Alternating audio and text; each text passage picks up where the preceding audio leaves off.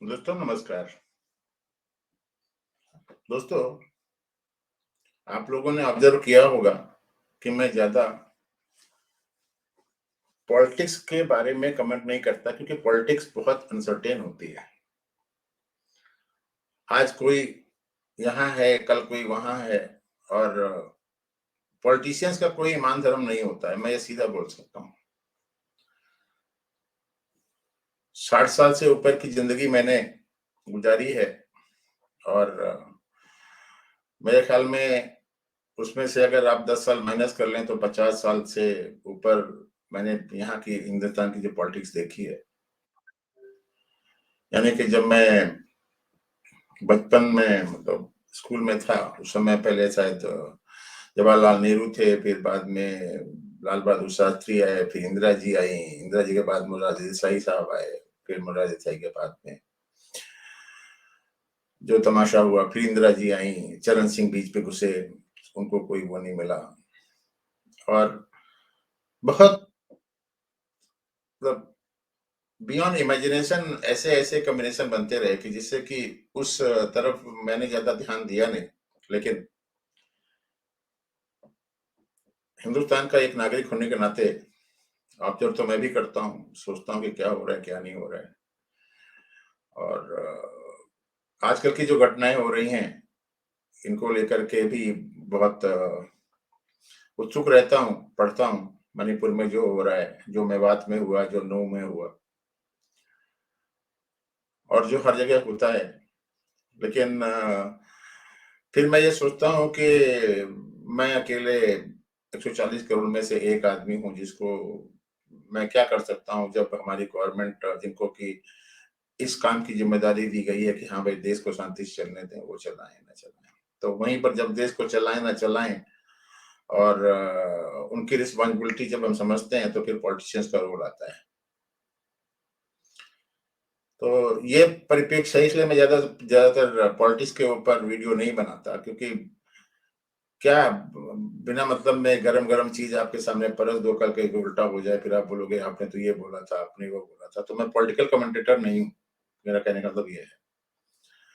और political commentator ना होने के नाते ही शायद हमारे जो चैनल को लोग बहुत ज़्यादा पसंद नहीं करते क्योंकि लोग बागों को तो स्वादिष्ट चीज़ें चाहिए और स्वाद जो पब्लिक का स्वाद है आज की डेट में कैसा है, वो सबको मालूम है कि ठीक है।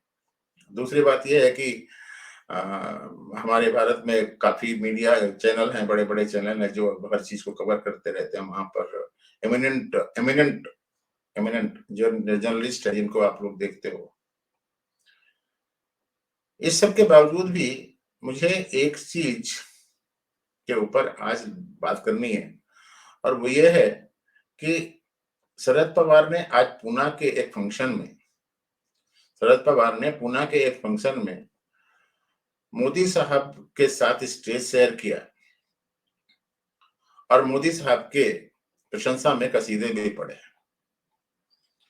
अब आप लोग बोलेंगे ठीक है भाई शरद पवार साहब हैं, पूना में हैं तो मोदी साहब को करेंगे लेकिन बात यहाँ पे नहीं रुकती। बात ये रुकती है कि 2019 के 2014 के जो इलेक्शंस हुए थे महाराष्ट्र के, तो आप लोगों को याद होगा कि उस समय बीजेपी को पूर्ण बहुमत नहीं मिला था और सरकार बना नहीं पा रहे थे। शिवसेना अलग से इलेक्शन लड़ी थी, इसलिए शिवसेना के साथ में आने का कोई सवाल ही नहीं उठता था।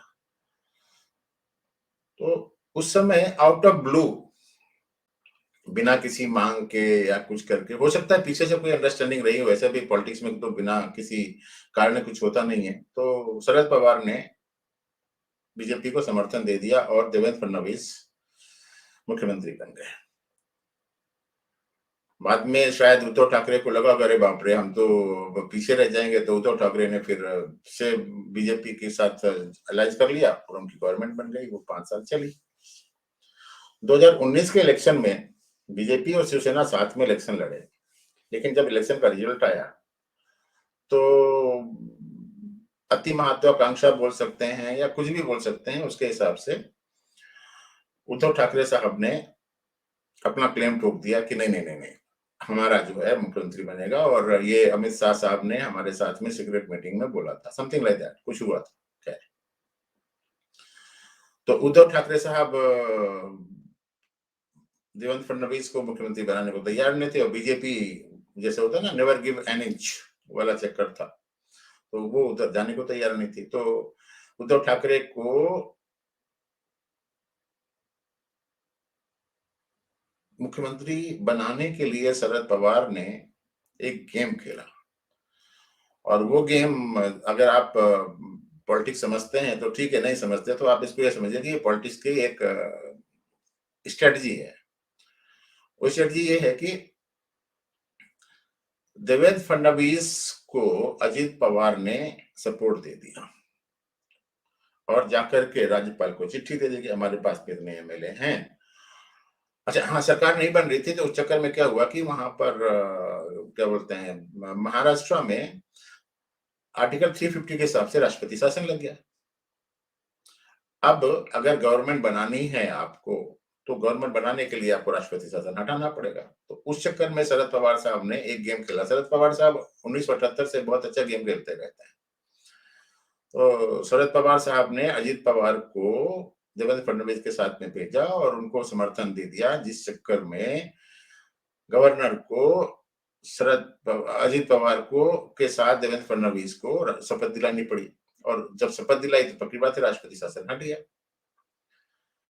अब जैसे राष्ट्रपति शासन हटा और ये बने, उसके 48 घंटे के अंदर अजित पवार साहब ने पलटी मार दी और देवेंद्र फडणवीस को इस्तीफा देना पड़ा।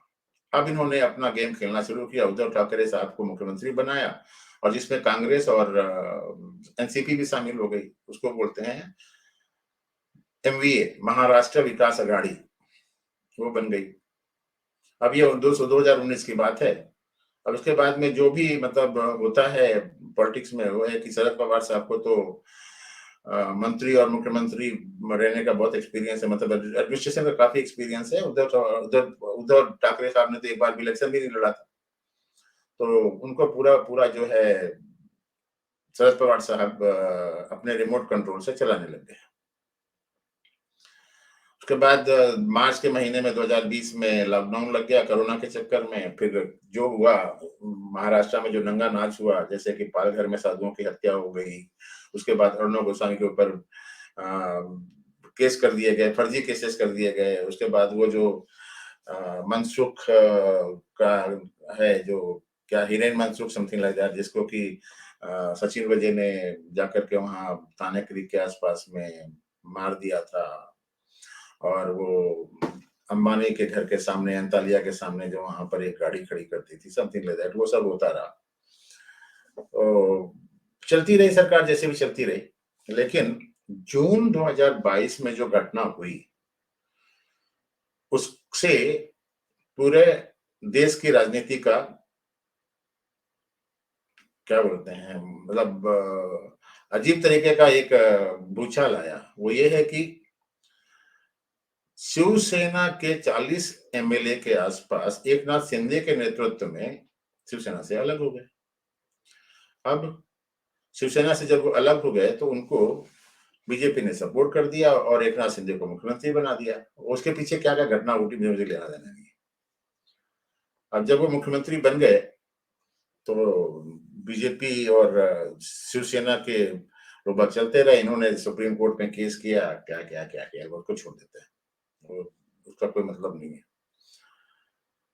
सरकार चलती रही, एक साथ सरकार चलती रही। मई के महीने में, मेरे ख्याल में 2 मई या 1 मई का कुछ है, जिसमें कि शरद पवार के जन्म दिवस के दिन यशवंतराव चौहान हॉल में मुंबई में शरद पवार ने अचानक घोषणा कर दी। अपनी कोई एक जीवनी का जो उनका था, वो उसको दोबारा लिख रहे थे या समथिंग कुछ था, उसको लिख रहे थे, तो उन्होंने उसने घोषणा कर दी कि मैं एनसीपी के अध्यक्ष पद से हट रहा हूं। अचानक लोगों ने बहुत हल्ला किया, नहीं आपको नहीं जाना है, आप तो हमारे साहब हो, ये है वो है। अजित पवार को लगा कि ये सीरियस है, और अजित पवार ने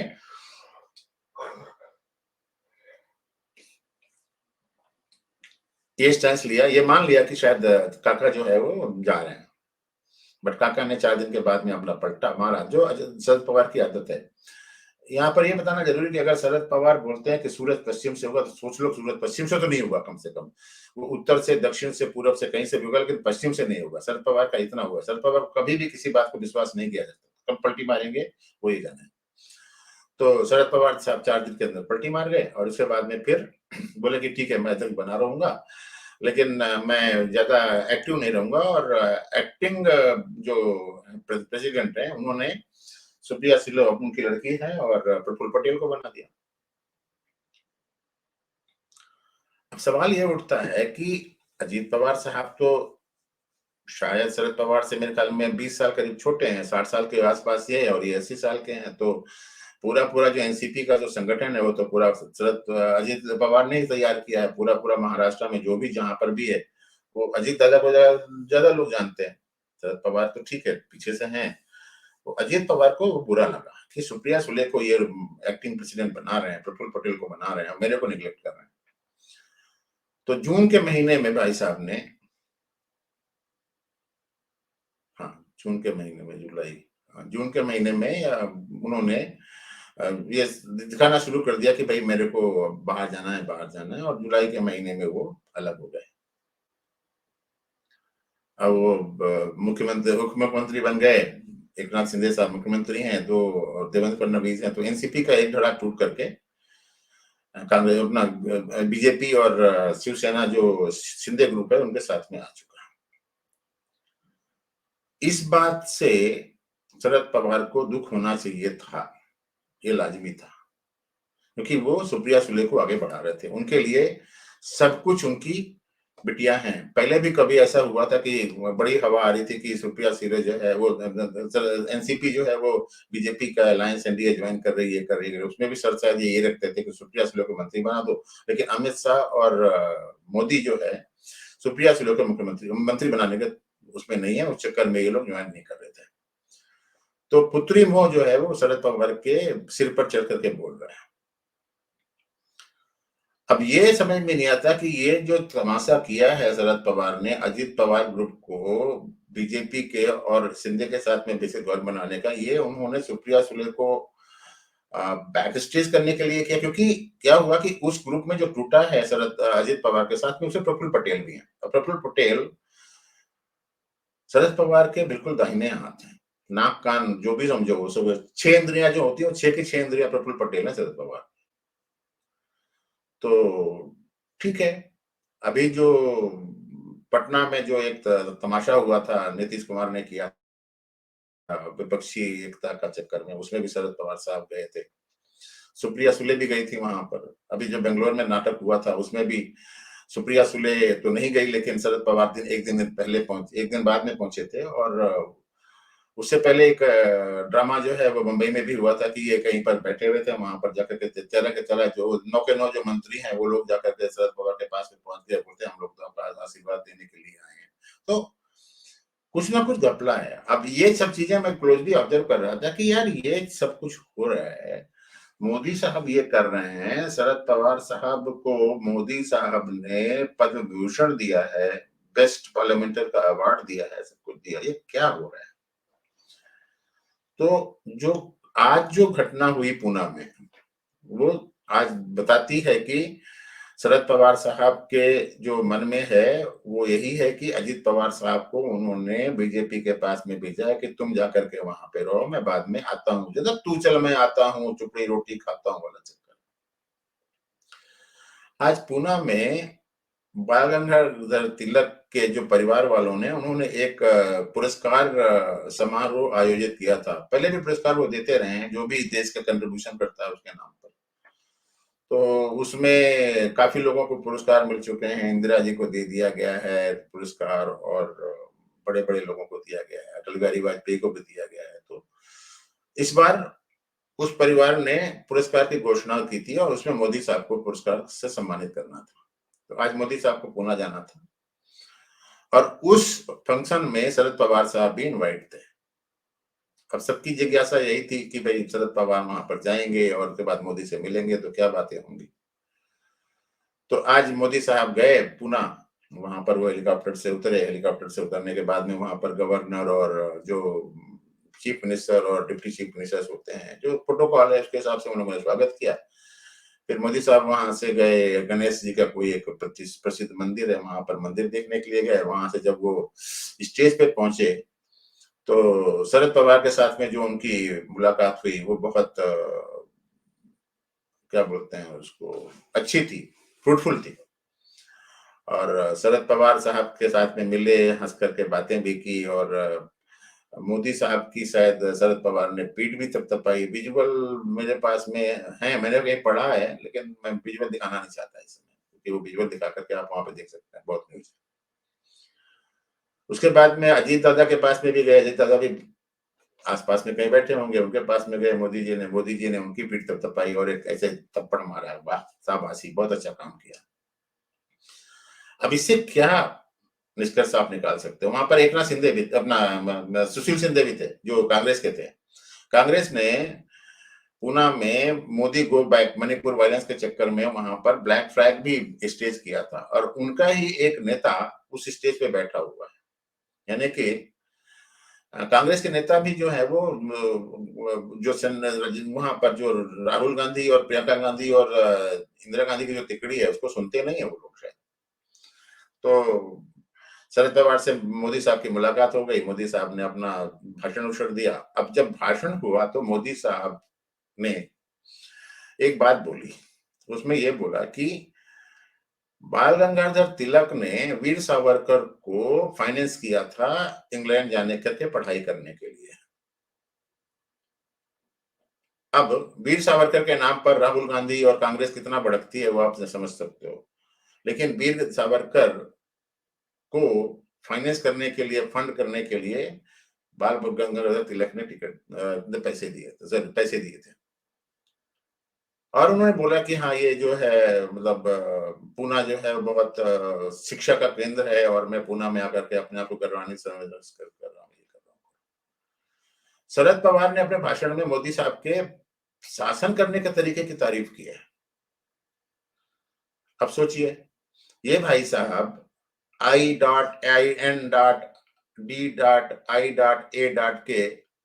करता धरता है और मोदी साहब की तारीफ कर रहे हैं। क्या होगा? क्या चाहते होंगे ये लोग? कैसे राहुल गांधी के और प्रियंका गांधी के और सोनिया गांधी के सीने में सांप लौट रहा होगा। तो वो हो गया, बड़ी बड़ाई उड़ाई हो गई, ऐसा हो गया वैसा हो गया। लेकिन हाँ, एक चुटकी मारी, एक चुटकी जो है शरद पवार ने दी, वो ये है कि उन्होंने बोला कि हाँ भाई ठीक है, महाराष्ट्र की जमीन है, शिवाजी महाराज की जमीन है, लेकिन शिवाजी महाराज किसी की जमीन पर अवैध कब्जा नहीं कर रहे थे। अब ये मैं इस चीज को पढ़ने के बाद चमका कि एक चीज क्या कहना चाहते हैं। शरद पवार ने कहा ये है कि आपने हमारी पार्टी को तोड़ करके वर्ग सरकार में बना लिया है, जो शिवाजी नहीं करते थे, तो हम आपको शिवाजी के तरीके से इतना बड़ा नहीं मानते हैं। तो ये डेवलपमेंट था। मैं सोच रहा था कि चलो ठीक है, इसके बारे में थोड़ा सा आप लोगों से बात कर ली जाए, और ये बता दिया जाए कि मैं भी पॉलिटिकली अवर हूँ। मैं पॉलिटिकल कमेंटेटर नहीं हूँ, लेकिन पॉलिटिकल अवर हूँ, पढ़ता रहता हूँ, सुनता रहता हूँ, लेकिन ठीक है, मैं कमेंट नहीं करता। लेकिन ये बहुत बड़ी घटना है, बहुत बड़ी घटना है। सोच लीजिए 2024 के इलेक्शन में ये बहुत बड़ा रोल अदा करेगा महाराष्ट्र के पॉलिटिक्स में। महाराष्ट्र की पॉलिटिक्स में यूपी के बाद दूसरा नंबर महाराष्ट्र का था, 48 सीट्स हैं। सोचिए क्या होने वाला है। तो ठीक है, मिलते हैं अगले वीडियो में किसी और मुद्दे के साथ। तब तक के लिए नमस्कार, जय हिंद।